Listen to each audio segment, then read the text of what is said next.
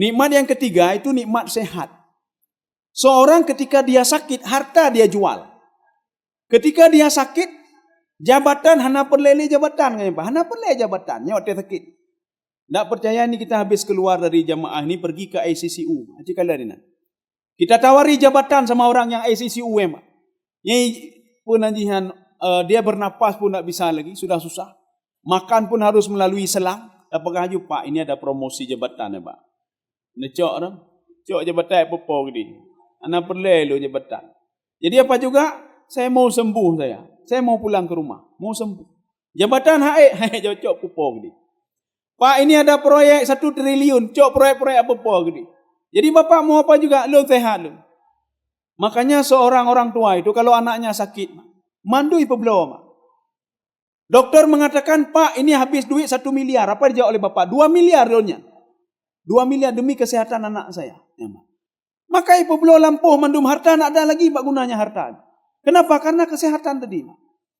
Yohana pete cuma numput sakit roh, numput sakit roh. Amin tamong ICCU. Yang jabatan-jabatan nak perlele roh. Yang perlele tenang sehat. Makanya ketika pergi sama orang sakit, yang tak berdoa gurunya berbagah boleh. Kemudian karena sakit itu kafarat bagi dia, kafarat dosa-dosa, dia akan terhapus dosa dia. Ketika datang ke rumah tempat orang sakit, jangan tanya kronologinya bagaimana. Jangan tanya kronologi, Pak. Kita cerita lain, Pak.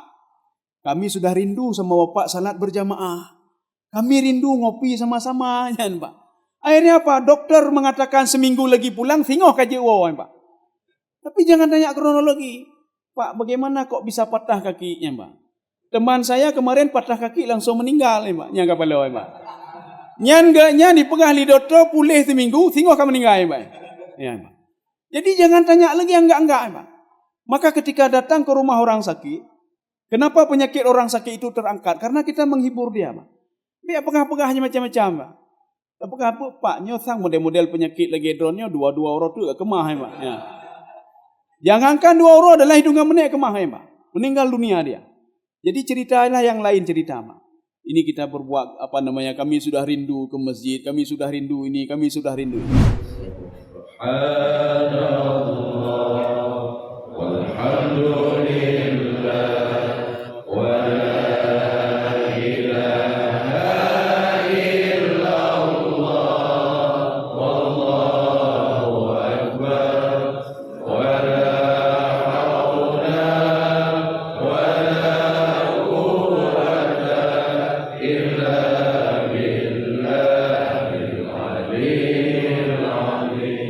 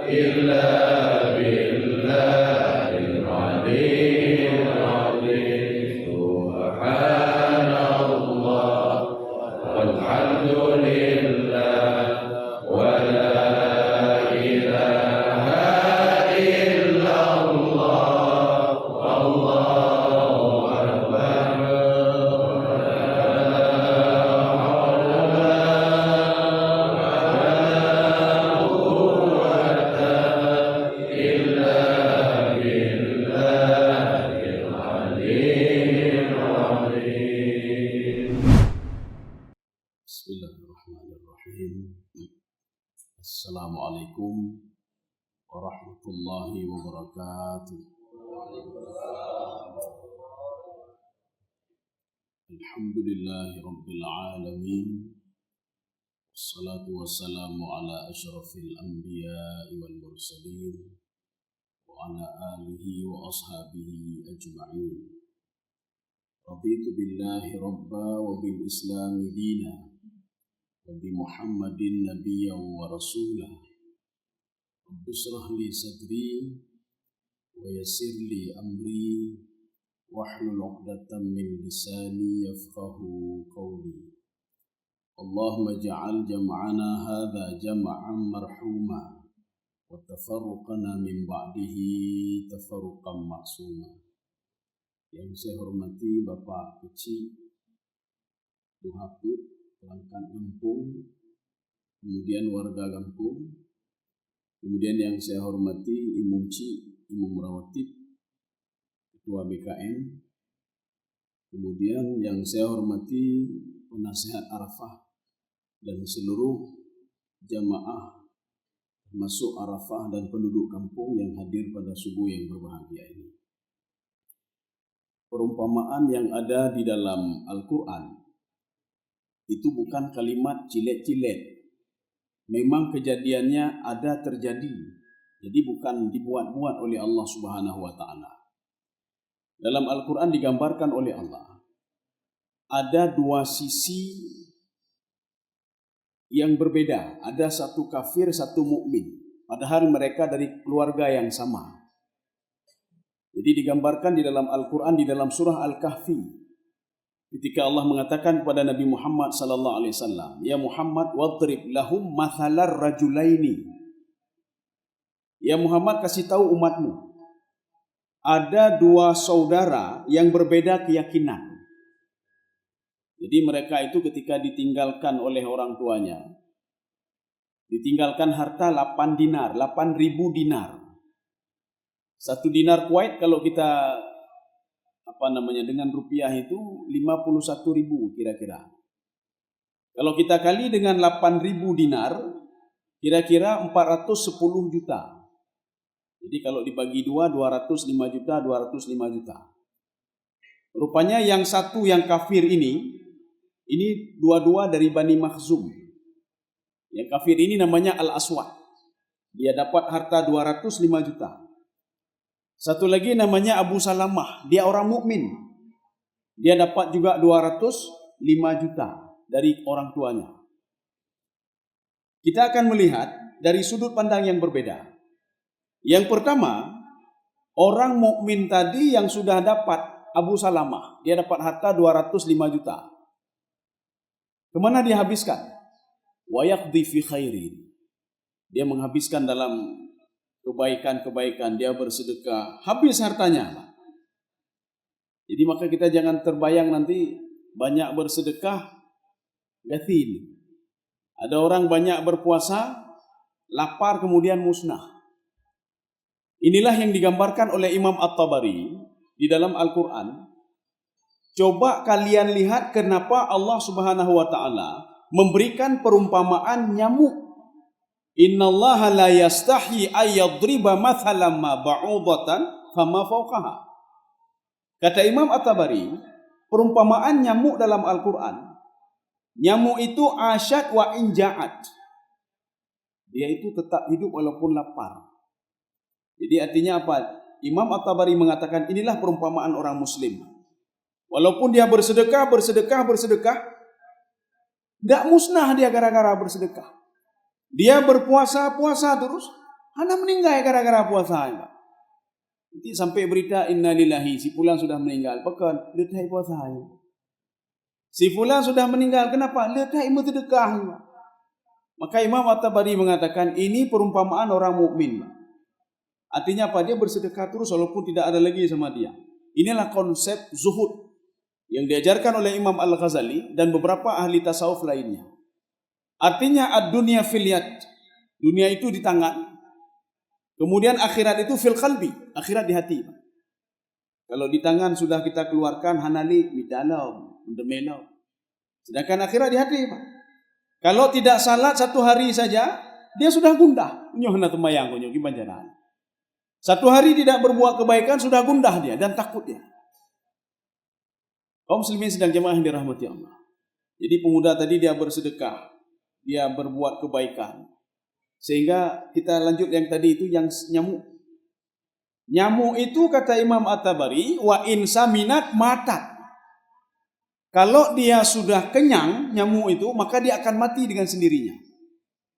Dia tadi kalau lapar tidak akan mati dia. Coba ambil nyamuk, masukkan ke dalam kamar selama 1 bulan 2 bulan. Waktu dia buka pintu lagi hana mati. Kemudian nyamuk itu kalau sudah kenyang, kata Imam At-Tabari matat, dia akan mati dengan sendirinya. Demikian pula orang yang rakus terhadap harta, rakus terhadap jabatan, biarin saja kata Allah, itu urusan saya itu. Bagaimana Walid Al-Mughirah? Dia rakus terhadap harta dan lain sebagainya, akhirnya dia mati. Akhaznahum baghtatan fa idahum mublisun. Dia mati tiba-tiba kata Allah Subhanahu wa taala. Kaum muslimin sedang jemaah yang dirahmati Allah.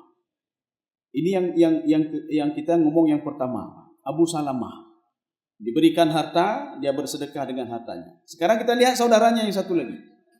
Namanya Al-Aswad. Walaupun nanti di dalam sebuah riwayat, di dalam tafsir Al-Baydawi, dikatakan namanya itu bukan Al-Aswad, tetapi dari Bani Israel. Utmur namanya. Kemudian saudaranya namanya Yahuda. Tetapi kita mengambil satu riwayat lagi. Ini adalah Bani Makhzum pada masa Rasulullah SAW. Jadi nama dia itu adalah Al-Aswad. Dia punya harta 200, ini kalau kita sudah konversi ke rupiah. 205 juta. Dia belilah tanah. Jadi ada 2 petak tanah dia beli. Sehingga dijadikan kebun. Kebun anggur. Yang pertama kebun anggur, kedua kebun anggur. Kemudian setelah itu dikelilingi kebun anggur itu dengan korma. Di tengah-tengah antara kebun anggur, 2 kebun anggur, fihi zar'un, ada pertanian. Wa fajjarna khilalahuma nahara. Ini pengairannya pun tidak pernah berhenti dari sungai ini. Akhirnya apa? Buah-buahannya tidak pernah putus. Tidak pernah putus buah-buahannya. Kekayaannya terus bertambah. Al-Aswad. Sehingga Al-Aswad mengatakan kepada saudaranya Abu Salamah, ana aktsaru minka malan wa a'azzu nafara. Saya paling kaya, saya paling hebat. Rugi kamu. Dikasih duit sama ayah 205 juta, kamu habiskan untuk bersedekah. Rugi kamu. Kamu pikir akhirat saja. Coba lihat saya. Saya dapat semuanya. Jabatan saya dapat, keagungan saya dapat, harta juga dapat. Jadi maka kita berpikir sekarang itu, banyak harta terhormat. Ya, maka dia mengatakan, ana aktsaru minka malan wa a'azzu nafara. Dia tidak tahu seperti yang digambarkan oleh Imam Al-Qurtubi. Dunianya hanya perletap tapabehnya, selagi tapabeh baterai untuk dapat cerok dunia, Mak. Karena perjalanan kita masih jauh sekali. Jangan sampai rugi di tengah jalan nanti. Habis tenaga kita habiskan tenaga untuk mengejar dunia ini. Rasulullah dalam sebuah hadis mengatakan begini. Al-Kaisu, orang yang cerdas itu, kata Rasulullah, dia mempersiapkan hidup setelah mati dia bagaimana. Artinya bukan enak hidup saja, enak makan saja, enak menikmati dunia saja. Ini malam ini bagaimana tidur di hotel yang enak, tidur di tempat yang nyaman, pulang dengan mobil yang enak. Tidak pernah terpikir bagaimana mati enak. Pernah terpikir. Yang dipikir pagi banjara, bemanga udip. Nih pagi ini bagaimana enak makan. Nanti siang enak makan. Ada vitamin, enak tidur.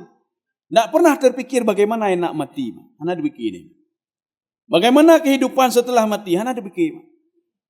Ini seperti orang berangkat dari Banda Aceh pergi ke Medan. Dia mempersiapkan duit sedemikian rupa. Sampai di Sigli, ya foya-foya apa habis peng, blonyo, bloji. Hai pikir je untuk kibar di Medan. Hanya pikir tepu. Sampai ke Biren, blonyo lom, bloji lom. Kita nginap di hotel, padahal nggak nginap pun tidak ada masalah sebenarnya. Nginap di mobil pun tidak ada masalah. Atau lanjutkan perjalanan tidak ada masalah. Cuma kepikir karena lepeng. Maka karena banyak duit, maka kita malam ini nginap di Biren. Besok lanjut lagi perjalanan, main lah kena, main lah kedi. Ketika sampai ke Medan, duit kabeh, hana lepeng. Iban kita nginap malamnya, hai peng, hana lepeng dan nginap rumah. Ini orang bodoh namanya. Dia menghabiskan seluruh duit dia itu dalam perjalanan. Ini habis menduma. Dan dia tidak pikir masa depan dia. Kaum muslimin sedang jemaah yang dirahmati Allah. Sehingga pemuda ini mengatakan, Al-Aswad. Apa kata dia? Ma'adhunnu an tabida hadhihi abada. Saya yakin betul harta saya tidak pernah hilang. Saya yakin betul jabatan saya tidak hilang. Jangankan jabatan ngenyan umum kayaknya enggak ada, Mbak. Umum kayaknya enggak ada. Maka di dalam tafsir Jalalain, apa kata Imam Jalalain? Ketika menyikapi idza syamsu kuwirat wa idza nujumun kadarat. Apa kata beliau? Inqaddat. Inqaddat itu apa? Habis masa. Sehebat apapun matahari itu, terbit sebelah timur, tenggelam sebelah barat. Sehebat apapun bulan itu, memberikan kontribusi kepada kita di malam hari, Pak. Inqatat, dia akan habis masa juga. Kita beli lampu mahal, Pak. Katanya bagus apa dulu beli lampu terus 3 juta beli lampu. Berapa tahun sanggup, Pak? 2 tahun, 3 tahun, 4 tahun. Pasti dia habis masanya, Pak, walaupun sehebat apapun lampu itu. Jadi artinya matahari saja habis masanya, belum kita nyawa, Pak. Belum kita nyawa. Berapa tahun sanggup menikmati dunia? 60 tahun, 70 tahun, 80 tahun, inqatat. Kita akan habis umur kita habis untuk menikmati dunia ini. Maka pemuda tadi mengatakan ma'adhunnu an tabida hadhihi abada. Saya yakin harta saya kekal, anak saya kekal, saya kekal. Kalau kita di keluarga punya 5 orang, kita istri, anak 3, siap-siap akan hilang satu-satu. Beda fikir katanya abadi selamanya, Pak. Bisa saja besok hilang istri kita, Pak. Katanya apa katanya? Tinggal keadaan lembah. Katanya ilhai. Bisa saja besok kita yang hilang, Pak. Kemudian pemuda ini mengatakan, ma'adhunnu sa'ata qa'imah. Hana yakin lun nauro kiamat, hana yakin. Maka dia terus dalam maksiat, Pertanyaannya, kenapa rezeki tetap diberikan oleh Allah kepada orang ini? Salat tidak, puasa tidak, patuh tidak, maksiat yang dia lakukan. Nanti perhatikan di dalam Al-Quran. Ketika Allah Subhanahu wa taala berfirman begini. Falamma nasu ma dzukiru bihi. Ketika nanti ada satu kelompok, ada satu orang atau satu kelompok, mereka sudah lupa denganku, kata Allah. Dia tidak salat, tidak puasa, dia buat maksiat, hidupnya penuh dengan maksiat. Fatahna alaihim abwaba kulli syai'in. Saya buka pintu rezeki, kata Allah, untuk dia. Artinya rezeki kejauh oleh Allah, Pak. Maka kalau ingin diberikan rezeki juga oleh Allah, buat maksiat terus. Rezeki tetap diberikan oleh Allah. Nanti kalau ada yang bertanya, kalau saya buat maksiat rezeki kejauh oleh Allah, kahana kejauh. Fatahna alaihim abwaba kulli syai'in. Saya buka pintu semuanya, kata Allah. Tetapi kata Allah, ya, ketika dia itu farihu bima utu, dia bangga dengan hartanya. Aci kalian ni, hasil yang saya kerjakan selama ini, coba lihat itu. Punya saya itu, saham saya itu. Bangunan saya, tanah saya, anak saya, coba lihat. Ya. Akhadnahum baghtatan. Ketika dia sudah bangga, haitu thadrali, baru saya ambil dia tiba-tiba, kata Allah. Fa idahum mublisun. Mati dalam keadaan dilaknat oleh Allah Subhanahu wa taala. Kaum muslimin sidang jamaah yang dirahmati Allah. Sehingga dia memanggil saudaranya yang tadi. Wa huwa yuhawiruhu. Dia berdialog. Apa kata yang kafir tadi? Kan kamu rugi kamu. Rugi bersedekah, rugi berbuat baik, rugi salat, kepu temayang gatin. Perkataan inilah yang pernah diucapkan oleh Abu Jahal kepada Umar Abu Bakar As-Siddiq.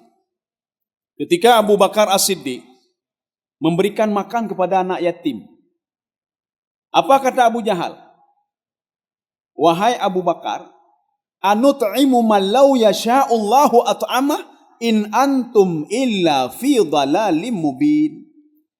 Untuk apa kasih makan anak yatim? Apakah Tuhan yang kamu sembah tidak sanggup kasih makan mereka? Kepun semayang menyogatin. Untuk apa bayar zakat kalau gatin? Untuk apa beribadah kalau gatin? Untuk apa, ya, Pak? Coba lihat saya, kata Abu Jahal. Salat tidak, puasa tidak, penuh dengan maksiat. Saya tidak yakin ke Muhammad. Saya tidak yakin ke Allah. Tapi harta saya makin bertambah. Akhirnya dijawab oleh Abu Bakar As-Siddiq. Allah sedang menguji kami. Ajazina am sabarna. Allah sedang menguji kami, apakah kami itu gundah. Kami beribadah tapi diberikan rezeki seperti ini. Apakah kami gundah atau kami sabar? Dan Allah juga sedang mengujimu. Abu Bakar menunjuk kepada Abu Jahal. Apakah kamu tahu siapa pemberi rezekimu? Atau kamu bahkan lupa kepada dirimu sendiri? Abu Jahal karena sudah kalah dia, sudah melihat gelagat lain, dia pergi. Dia itu berpikir juga, dia tahu sebenarnya pemberi rezeki itu adalah Allah.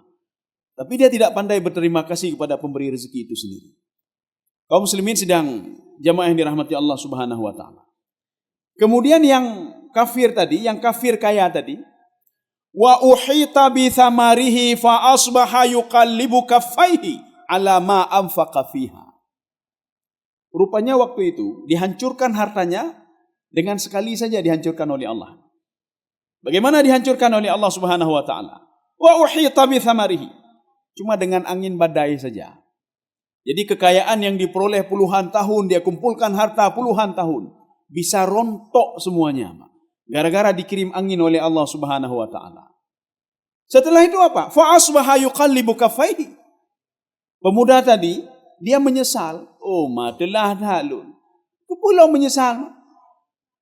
Ini sama seperti gambaran, tamsilan, seorang dalam hidupnya ibadah tidak maksiat selalu. Tapi ketika sakaratul maut saya menyesal sekali. Kepulau menyesal. Apalagi ketika di padang mahsyar saya menyesal sekali. Kepu menyesal, Mbak. Kesempatan kita kan terbatas. Yang enggak mau beribadah ya sudah, enggak usah ibadah. Yang mau beribadah ya serah beribadah, ya, Mbak. Jadi artinya apa? Tidak ada pututah katanya, Pak. Hana perlu tutah kalau dia memang tidak mau, ya, Mbak. Kita ajak kebaikan, tak mau, baik tak berfikir, yang kita ini kan, biarin saja. Seperti Allah Subhanahu wa taala menasihati Nabi Nuh alaihissalam, biarin hai Nuh. Biarin mereka menyembah patung, biarin saja. Maka yang patuh ke Nabi Nuh alaihissalam cuma 83 orang. Kaum muslimin sedang jamaah yang dirahmati Allah Subhanahu wa taala. Maka dia menyesal, kenapa saya tidak bersedekah? Kenapa saya menghabiskan waktu saya hanya untuk mengejar dunia saja? Kenapa saya menghabiskan waktu saya untuk jabatan ini saja? Kenapa saya habiskan waktu saya untuk perusahaan ini, perusahaan itu? Setelah hancur semuanya baru telah umat telah. Lagi telahnya Fir'aun. Fir'aun telah berpekan lun tidak beriman kepada ini. Kenapa saya tidak beribadah? Ya kesempatan cuma sedikit diberikan oleh Allah Subhanahu wa taala. Nanti kalau kita bertanya, ya Allah, kesempatan sedikit, saya ingin banyak. Itulah keunggulan umat Nabi Muhammad sallallahu alaihi wasallam. Kitanya tak pupuk bacut, Pak, tapi banyak kita dapatkan. Dilipat gandakan pahala, tapi kita tidak mau. Maka Rasulullah SAW kalau kita lihat mafhum mukhalafahnya, maka orang bodoh itu, yang menghabiskan waktunya hanya untuk dunia saja, bodoh dia. Karena manusia itu latar kabunna tabakan antabak. Manusia itu fasenya jauh sekali, masih panjang sekali waktunya masih. Bukan di dunia saja. Kalau kita menghabiskan waktu di dunia saja berarti rugi. Rugi dan bodoh, bodoh sekali kita. Makanya kita cuma pikir enak nikmat tidur saja. Nikmat fasilitas yang diberikan. Ini bagaimana fasilitas enak, semua enak. Tapi ketika meninggal, tidak enak lagi. Jadi makanya seorang itu, kapan dia teringat harus bersedekah. Ini kita berbuat ini, berbuat itu. Ketika meninggal dunia. Waltafati saqu bisaq. Ketika kaki sama kaki diikat, ya, Mbak. Makanya selama ini kaki kita kan tak pernah beradu dua-dua begini. Tak pernah beradu, Mak. Kadang tengah belah taboh belah ni, taboh belah wi, Mak. Kadang-kadang bau lengan taboh, Mak.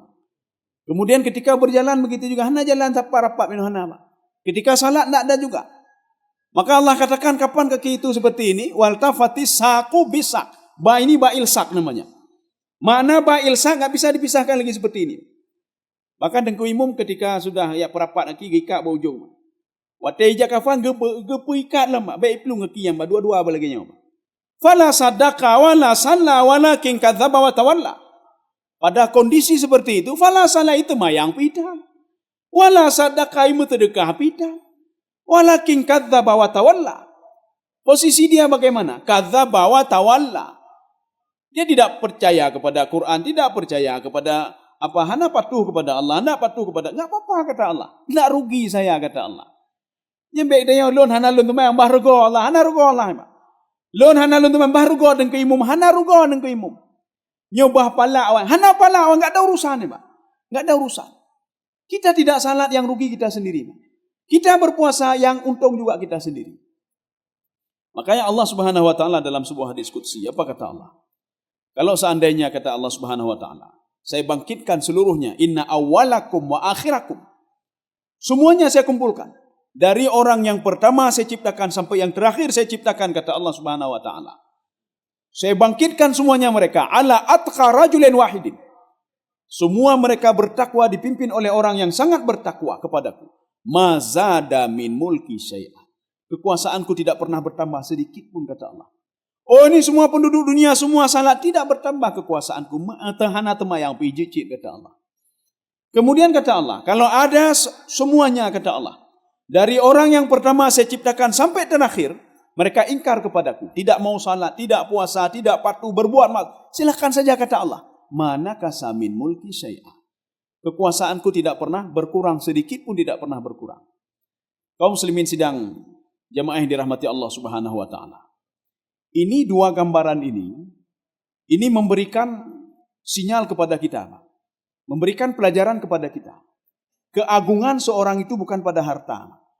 Keagungan bukan pada harta. Kenikmatan itu bukan pada harta. Jadi makanya di dalam Imam Al-Ghazali mengatakan begini. Ini kita ulang-ulang saja supaya mengulang-ulang kaji. Nikmat harta itu level keempat sebenarnya. Nikmat harta, nikmat jabatan itu level keempat. Jadi artinya apa? Tidak ada apa-apanya dibandingkan nikmat yang lain. Ini nikmat keempat. Nikmat yang ketiga itu nikmat sehat. Seorang ketika dia sakit, harta dia jual. Ketika dia sakit, jabatan hana perlele jabatan. Hana perlele jabatan. Nyawat dia sakit. Tak percaya ni kita habis keluar dari jamaah ni pergi ke ICCU.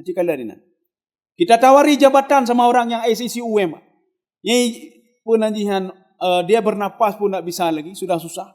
Makan pun harus melalui selang. Apakah haju Pak ini ada promosi jabatan ya Pak? Necok dah. Cok jabatan apa gini. Anak perlu jabatan. Jadi apa juga? Saya mau sembuh saya. Saya mau pulang ke rumah. Mau sembuh.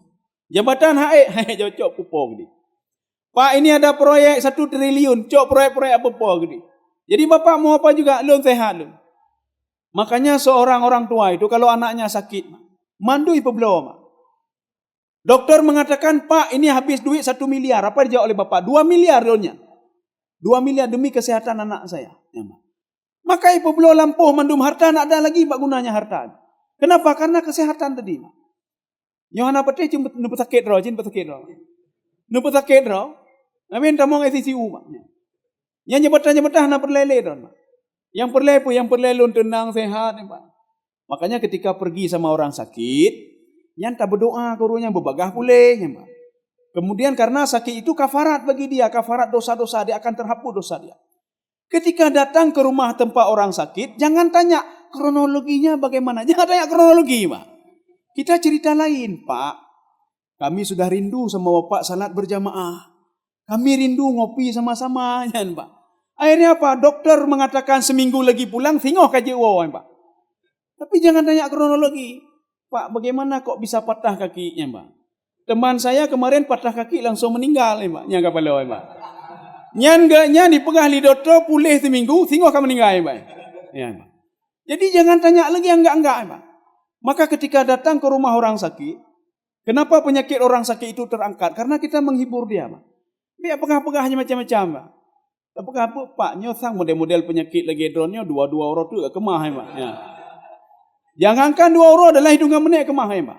Meninggal dunia dia. Jadi ceritalah yang lain cerita, Pak. Ini kita berbuat kami sudah rindu ke masjid, kami sudah rindu ini, kami sudah rindu ini. Kaum muslimin sedang jamaah yang dirahmati Allah Subhanahu wa taala. Ini nikmat sehat. Nikmat sehat ini tidak ada harganya. Kalau ada nikmat yang kedua naik ke atas terus, Pak. Nikmat hidupnya nih, Pak. Nikmat hidup dia tidak memikirkan lagi kesehatannya, asal bisa hidup. Coba lihat sekarang. Ada beberapa orang mungkin dulu dia hebat ya. Sudah gaki hanali, Pak. Gaki hanali. Penyakit kompilasi ada semua sama dia di situ, Pak. Nah mandum baganyan, Pak. Tapi apa kata dia? Hana masalah. Yang penting mentau udip dulu. Hanampu. Iko haki, iko hajaro, yang baik kau hule, Pak. Iko taku yang baik mati lu. Jadi iko haki hana pupu asai mentang udip. Pak, bapak ada penyakit ini, biarin saja. Pasang jureng dalam tubuh lu. Hana pupu asai mentang udip. Dia enggak pikir lagi kesehatan. Hai pikir lagi kesehatan. Walaupun makanya ketika dia duduk di kursi roda tersenyum dia. Kita tanya kenapa tersenyum? Saya masih diberikan kesempatan hidup oleh Allah.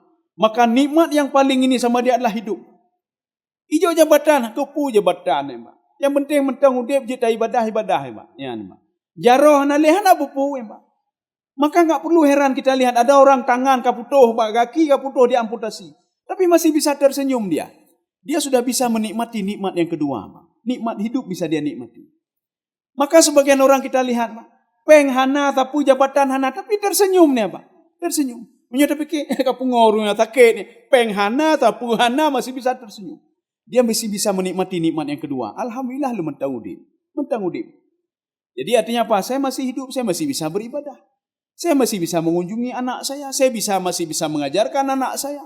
Saya masih bisa berbakti kepada kedua orang tua saya. Ya, nampak. Artinya nikmat hidup ini dia manfaatkan sedemikian rupa. Karena nikmat sama dia hidup itu. Yang nikmat harta lalai yung harta bah lalai gede ibadah tan dipikir teputan dipikir. Yang pikir peng saja. Yang kedua apa? Harta hana kepikir le yang kepikir sehat lu yang penting sehat lu. Peng hana perle, jabatan hana perle, yang penting sehat lu. Ya nampak. Apapun makanya nanti sebulan sekali kau Singapura li, kau ajak ke dia, kau Malaysia li, Pak. Check up memang. Hana pupu bah peng gede. Enggak pikir lagi dia duit. Ini level yang kedua. Level yang tinggi yang paling atas. Ini level ini nikmat yang paling ketenangan jiwa. Ketenangan jiwa ketika di dunia dan ketenangan jiwa ketika meninggal dunia. Itu nikmat yang paling berharga. Makanya seorang itu ketika dia meninggal dunia dalam keadaan husnul khatimah, dalam keadaan mutmainnah, jiwa dia tenang sekali, Pak. Inilah nikmat yang paling berharga. Makanya Fir'aun, coba lihat Fir'aun, puyahana Pak Fir'aun. Apa yang tidak ada sama Fir'aun? Fir'aun istananya itu, kalau di dalam tafsir Baydawi, seorang kalau melihat ke atas, pecinya jatuh. Itu mana Pak? Tinggi istana Fir'aun. Berarti kalau pecinya jatuh, berarti begitu tingginya Pak. Saking manyangnya peci-peci bisa jatuh. Harta Fir'aun, apa yang tidak ada Fir'aun? Ketika Bani Israel, mereka 600.000 orang dibawa lari oleh Nabi Musa AS untuk menuju Asia, melewati Laut Merah Pak. Mereka sempat melarikan harta Fir'aun. Masing-masing coba cuk. Sehingga harta itu bisa dibentuk seperti seekor sapi. Berarti sapi pedung kilo sapian. Apakah haju Titon sapi. Artinya harta Fir'aun yang dibawa lari saja 1 ton. Itu belum lagi yang di rumahnya, di istananya. Pembantu-pembantunya begitu banyak. Kemudian Fir'aun apa saja dia bisa dapat. Tetapi ketika dia mau meninggal dunia, apa kata dia? Amantu bi Rabbi Musa. Dia ingin cari nikmat yang pertama tapi tidak dapat. Nikmat pertama dia cari. Maka nikmat yang pertama itu nikmat ketenangan jiwa. Kepupeng. Hana teringat le jabatan. Hana teringat le sehat. Fir'aun enggak teringat lagi. Nyo tamong lama penanjihan. Lautan buuk. Hana fikir le buuk. Yang fikir pun nyo ka hancur lun. Ka habis lun. Sudah di dunia tidak tenang jiwanya. Di akhirat juga tidak tenang jiwanya. Kaum muslimin sedang jemaah yang dirahmati Allah. Pada suatu hari, Allah Subhanahu wa taala ketika berdialog dengan Nabi Muhammad dalam sebuah mimpi, Allah langsung ketemu dengan Nabi Muhammad sallallahu alaihi wasallam. Menyo katanya melumpur yang kengken, Pak. Tapi menyo para nabi dan rasul betul-betul yang melumpur, Pak. Ya, Pak. Kita mimpi malam ini jadi pejabat. Tengok jadi cleaning service tu, Pak. Ya, Pak. Malamnya je ke orang kaya, Pak. Malamnya je ke gubernur, Pak. Waktu tengok pengah, aja pegawai biasa ada, Pak. Yang melumpur katanya orang, Pak. Nabi Muhammad waktu malam itu pas mau datang waktu subuh. Ketika itu makanya Nabi Muhammad terlambat masuk ke masjid. Waktu mau qamat belum datang Nabi Muhammad sallallahu alaihi wasallam. Rupanya Nabi Muhammad bermimpi di situ, ketemu dengan Allah Subhanahu wa taala. Allah bertanya kepada Nabi Muhammad, "Kamu tahu enggak ya Muhammad, apa yang diperbutkan oleh malaikat di langit?" "Tidak ya Allah, kecuali engkau ajarkan saya." Dalam hitungan detik diajarkan Nabi Muhammad oleh Allah. Nabi Muhammad mengatakan, ketika Allah mengajarkan saya, sepertinya saya tahu semua isi langit dan bumi, kata Nabi Muhammad sallallahu alaihi wasallam. Rupanya Allah mengatakan, yang tadi sekarang saya ulangi lagi, tahu enggak kamu ya Muhammad yang diperbutkan oleh malaikat di langit? Tahu ya Allah. Apa itu? Roh orang beriman. Nyan, itu nikmat nih, Pak. Nikmat yang paling berharga, nikmatnya ketika mati. Kan nikmat ketika udah mentang, nyo ketika udah padum ton katanya di jeh ligam, Pak. Sanjong ligap padum ton. Nah jabatan 5 ton di Tanjung ligap. Abe ai pegentut nya, Pak, hanai pekele. So ala jamun hebat yo hanai hebat le kan. Hanai hebat le, Pak. Tetapi ketika roh orang yang beriman, ketika di dunia dikenal oleh malaikat, Pak. Ketika mau meninggal dunia, iperbuli malaikat. Malaikat turun ni merepah. Saya saja ya Allah yang bawa. Karena sebuah kebanggaan. Kita kalau datang Presiden Prabowo, kan bangga atas selfie samping. Bangga kita. Tapi kalau coba datang pencuri, Pak, ada orang selfie dengan pencuri. Hana, Pak. Ndik fikir orang dengan pencuri ya, Pak. Hana orang selfie dengan orang dalam penjara, Pak. Teruk penjara selfie penjara. Ikan dan ni kau, masih pulang ngan dengan orang yang nyaji, orang korupsi je. Coba dia foto dengan orang lain, Pak. Dengan presiden betul. Derjak katanya terangkat ni, Pak. Majidat orang tahu dengan presiden. Padahal dia lari ke sana, lari kemari. Tahu presiden foto lu juga, Pak. Mu presiden tak ituri, Pak. Cuma derajat dia terangkat di mata masyarakat. Makanya malaikat merepah orang beriman tadi, roh dia, kenapa? Supaya terangkat derajat dia di depan malaikat yang lain. Maka merepah menumpak. Inilah nikmat yang pertama tadi, nikmat ketenangan jiwa. Dan nikmat ketenangan jiwa di dunia dan di akhirat. Makanya roh tadi diangkat terus ke atas. Di dalam sebuah riwayat, tidak ada langit yang tidak terbuka. Langit pertama sampai langit ketujuh. Dan semua malaikat berdiri mengucapkan selamat kepada dia. Kan senang sekali kita. Kita dibuat lebih daripada presiden. Presiden yang nyambut cuma berapa orang saja. Malaikat langit semua berdiri semua. Menyambut kita dengan mengucapkan selamat kamu ya. Sanggup kamu hadapi dunia itu. Cuma berapa tahun saja, sanggup kamu sabar itu. Ya, Pak. Sehingga apa? Malaikat berdoa, ampuni dosa dia ya Allah. Menyona dosa nepampun ya Allah. Nepampun. Itu doa malaikat semuanya. Sampai ke aras itu. Di bawah langit ketujuh. Ya. Aras itu di atas langit ketujuh. Malaikat mengatakan, sujudlah di depan Allah. Dia sujud. Setelah itu diberikan tempat oleh Allah. Nikmat lagi dapat. Tapi beda ngurumuno. Makanya kenapa bodoh yang tadi? Yang kumpulkan harta. Maka kata Imam Al-Qurtubi, imma tatrukuha au tatrukuka. Kata Imam Qurtubi. Kenapa orang mengejar harta itu bodoh? Kata Imam Ghazali. Kenapa bodoh dia? Atau dalam tafsir Al-Qurtubi seperti itu juga kalimatnya. Di dalam kitab Sirajul Talibin, Minhajul Abidin, terjemah syarahnya, seperti itu juga. Harta yang kamu kejar 20 tahun, 30 tahun, kamu meninggalkan harta itu nantinya. Atau harta meninggalkan kamu, antara dua pilihan. Kamu bahagia cuma sebatas umurmu saja. Setelah itu tidak lagi. Ya. Maka kita konsep yang diberikan oleh Allah Subhanahu Wa Taala. Kita kan ingin dua-dua, ya Pak. Saya ingin dua-dua. Dunia berbahagia, akhirat berbahagia. Maka kalau ingin bahagia dunia, dalam tanda kutip, perhatikanlah halal haram. Kita hidup itu, baik tak habis gah ini, Pak. Ya. Artinya kita masih ada perjalanan jauh. Bukan berarti kita akan berangkat dari sini, berangkat ke Medan. Bukan berarti nak boleh belanja di Sigli. Turun ke Lok Semawai beli baju, bukan tidak boleh. Ketika belanja, perhitungkanlah kita perjalanan masih jauh. Ya, Mbak. Maknanya kalau seorang tidak tahu perjalanan masih jauh, dia akan bisa saja berbuat maksiat. Bisa saja dia ambil punya orang lain. Bisa saja teken macam-macam dan lain sebagainya. Kaum muslimin sedang jemaah yang dirahmati Allah. Maka kita berdoa terus kepada Allah Subhanahu Wa Taala. Fid dunya hasanah wa fil akhirati hasanah. Maka orang yang beriman itu dia dua dapat, kebahagiaan dunia dan kebahagiaan akhirat. Kebahagiaan dunia itu yang paling tinggi ketenangan jiwa. Maka orang beriman itu di dunia saja sudah tenang jiwanya. Hananya hana pupu gede, hana pupu. Yang penting lun hana lun tinggal semayang. Don hana menang proyek, menang tender, hana pupu gede, hana pupu. Maka Rasulullah SAW mengatakan begini. Manusia itu walaupun hartanya banyak, sebenarnya yang dipikirkan cuma perutnya, segini perutnya kata Rasulullah. Seorang yang bangga dengan emasnya, coba lihat ladang emas saya. Ketika lapar puyak pajoh menghemat. Mana pajoh menghemat? Saya punya ladang besar, ketika lapar ada dia makan ladang itu. Mana ya pajoh menghemat? Rasulullah mengatakan apapun sehebat apapun seorang itu, sebesar apapun jabatan dia, yang dipikirkan perut sebenarnya. Watekadi ya pajoh boleh. Ganyan pajohbu, ngurung gasin pajohbu nyan sama, Pak. Porsinya sama. Ganyan ke JPI, urung gasin ke JPI, porsinya sama. Karena perut kita sama, Pak. Hana perbedaan. Hana nyop perut urung kaya na raya becut, Pak. Perut urung gasin becut, ubah becut ni, Pak. Oh perut urung penaji, oh agak nyan becut. Oh nyon na perut serap, hana perut serap, Pak. Kalau duduk kedai kopi ni setelah ni kan minum kopi, Pak. Duduk kedai kopi. Ai lun kopi sabo gelas bekali orang kasin. Ija orang kaya. Long kopi sabo embe.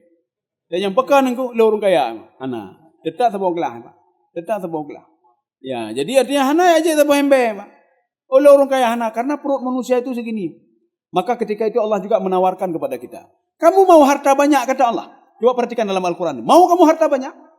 Kamu cari terus akan saya berikan harta kepadamu, kata Allah. Tidak perlu salat pun tidak apa-apa. Wahum fiha la yubkhasun. Tidak saya kurangi sedikit pun harta yang kamu minta, kata Allah. Yang kena orang bodoh, Pak. Dia hanya hidup pelanguju iblis setan, Pak. Ya, maka hati-hati sama harta, hati-hati sama anak. Ketika setan tidak sanggup lagi menggoda ahli ibadah. You kata tajak jamaah tapi goda ahli setan, Pak. Goda ahli setan. Han tanggup boleh, Pak. Han tanggup boleh. Dia menggoda melalui harta kita.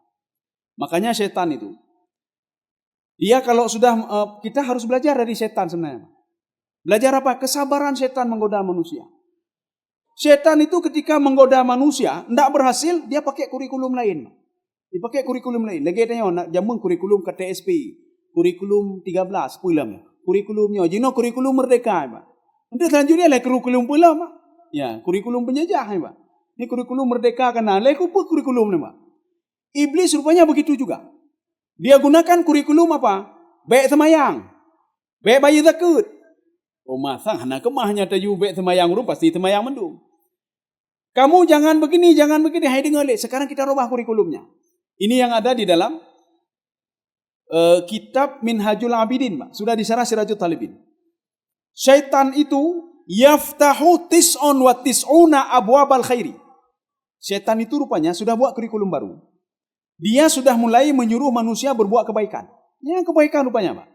Dia membuka 99 pintu kebaikan. Untuk apa? Liyaqa'u an-nasu fil ma'asi. Untuk membawa manusia ke dalam maksiat.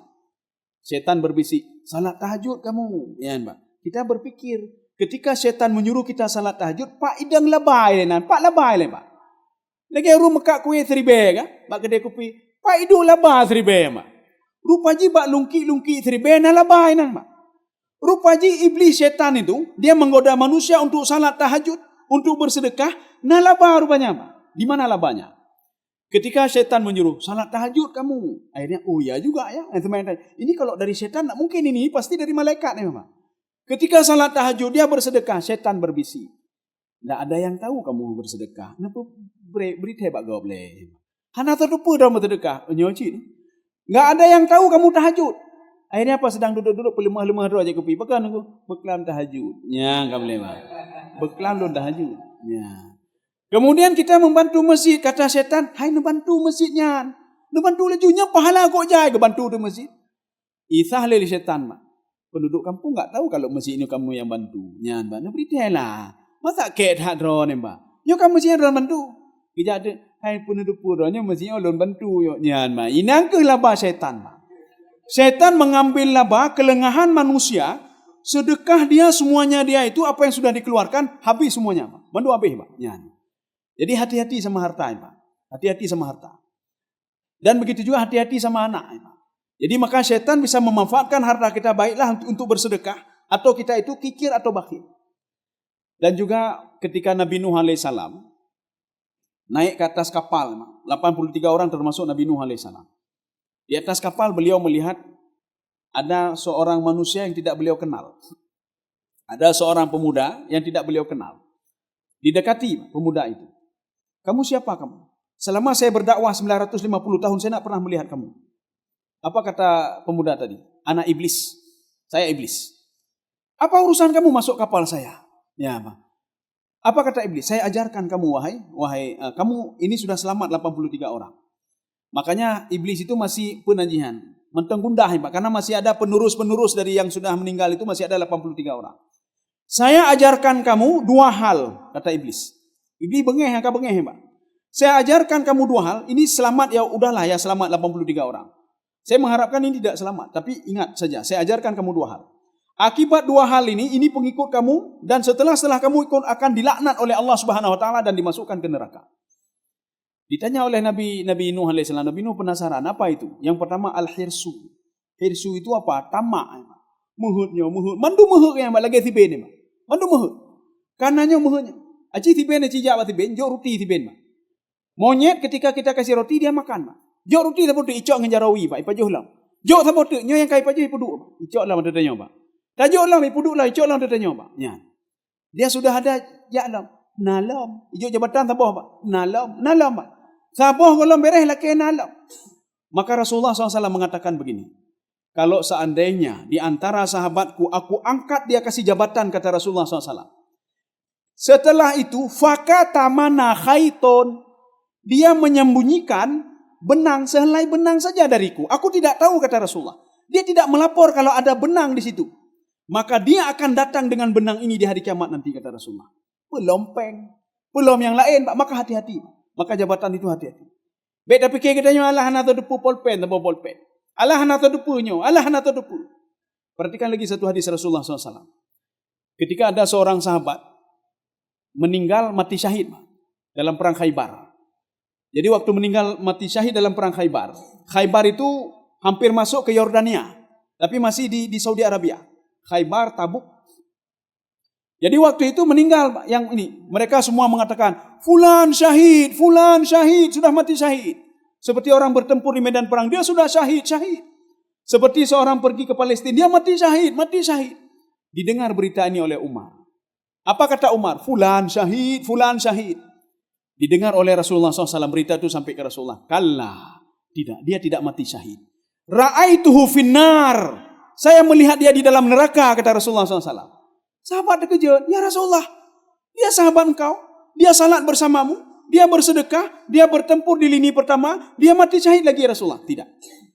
Fi burdatin ghallaha. Dia masuk ke dalam neraka akibat mencuri satu helai sorban punya temannya. Sorban gara-gara sorban teman neraka. Belum dah cok ada gopeng dah cok. Dah zalimi gop. Dah copeng masyarakat lamba. Dah pengegop lamba. Itu kan lebih dahsyat lagi. Ini gara-gara sorban saja seorang yang mati syahid tidak mati syahid, kata Rasulullah. Seorang yang sebenarnya masuk dalam surga tidak masuk dalam surga. Gara-gara sorban mendang mbaknya. Sorban itu ada gop mbak. Ya, kaum muslimin sedang jemaah yang dirahmati Allah. Maka supaya kita senang dunia, akhirat senang, maka kita teruslah mengadakan hubungan dengan Allah Subhanahu wa taala dan terus melakukan hubungan interaksi sosial dengan masyarakat. Dan norma-norma perlu kita jaga. Apapun perintah Allah kita lakukan, mastata'tu, sejauh kemampuan kita. Dan larangan Allah itu harus kita tinggalkan, Pak. Dan kita terus beribadah. Ya orientasi peng nagron gejo, Pak. Kita kan perlu keberkahan, ya. Maka untuk apa banyak hana berkah, lalai susunya peng jabatan giban. Tutah kepuji udepnya tutah emang. Untuk apa itu? Artinya harta banyak tapi tutah. Ini cok legok giban. Ye untuk bayu je giban pelung le gede nyok gede giban muka mengkeruk tapi apa? Makanya lebih bagus sebab kita dapat sedikit nikmati. Mana bacut nikmati. Tengok mende melam nikmati. Ane deke mendua nyok muka mengkeruk ngengan menungi mengkeruk emang. Walaupun harta banyak. Maka kita terus menjalin hubungan dengan Allah. Kita terus beribadah dan kita juga menjalin hubungan interaksi sosial dengan masyarakat. Insya-Allah akan dapat dunia akhirat kita dapat. Mudah-mudahan ada manfaatnya bagi saya sendiri jemaah sekalian. Subhanakallah bihamdika asyhadu an la ilaha illa anta astaghfiruka wa atubu ilaik. Assalamualaikum warahmatullahi wabarakatuh.